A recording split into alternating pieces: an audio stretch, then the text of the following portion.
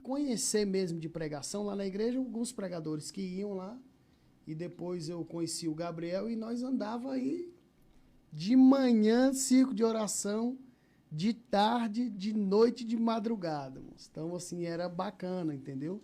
Esse momento da nossa construção, da gente se identificar. Hoje ele é um pregador também, eu também. Então, assim, é muito marcante, né? Então, assim, pastor, é muito bom. Eu hoje eu indico uma pessoa perseverar em Cristo, né? Então, assim, o que eu tenho notado, pastor, hoje te entrevistando aqui hoje, observar a constância. Tem várias referências, né? Aí você tocou num ponto muito importante. A fome de Deus. Hoje nós estamos vivendo um esfriamento espiritual. Não só no Brasil, mas em diversos lugares do mundo. A ausência da fome de Deus. As pessoas estão indo ao culto mais por uma rotina semanal, né, do que pelo desejo de ter uma experiência com Deus. E eu aponto que uma das causas, se não a principal, é justamente essa ausência de referência. Né? As nossas referências estão se perdendo. A nova geração precisa de referências sólidas, de pessoas que estabeleçam limites, de pessoas que apresentem as consequências de determinadas condutas, que tenham posicionamentos contínuos. Então, essa ausência de referência é um problema. Você quer ver um exemplo? Pega uma família, um casamento estruturado, em que o pai é a referência moral dessa família. E esse pai, em algum momento, ele trai essa confiança, ele quebra essa referência, ele desmoraliza, né, essa estrutura familiar e divorcia. É perceptível, na grande maioria das vezes, a casa toda se desorganiza. Um vai para um lado, outro vai para o outro, um se corrompe, um se prostitui. Começa a haver uma desconstrução da identidade da pessoa. Né? Começa a haver uma desconstrução da identidade da família. Por quê?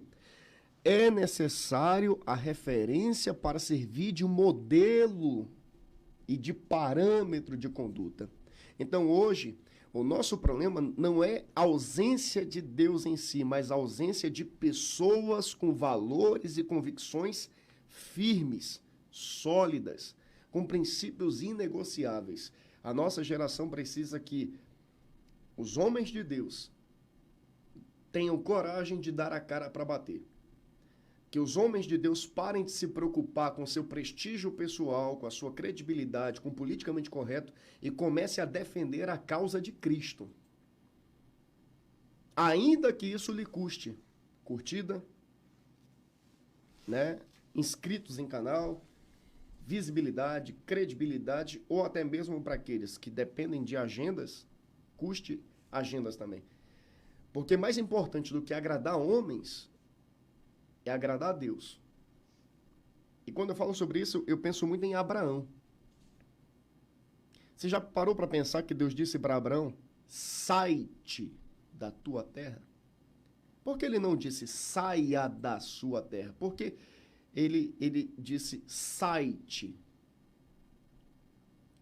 Porque Abraão precisava abrir mão primeiro dos seus valores, das convicções que ele havia adquirido até aquele momento da vida dele, para começar a aprender a respeito de Deus.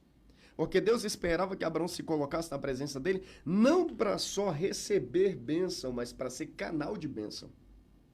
Para ser instrumento de bênção. Deus esperava que ele fosse bênção para a família, para a comunidade e para a nação que ele formaria. É isso que Deus espera do cristão, que ele seja uma referência para a família dele, para a igreja dele, para a comunidade dele, para a cidade dele, para o estado dele, para o país dele. Nós precisamos nos levantar. Eu acho que é isso que está... A nossa maior deficiência é isso hoje. Gente que tem a disposição de se colocar em defesa do evangelho, ainda que isso lhe custe perseguição.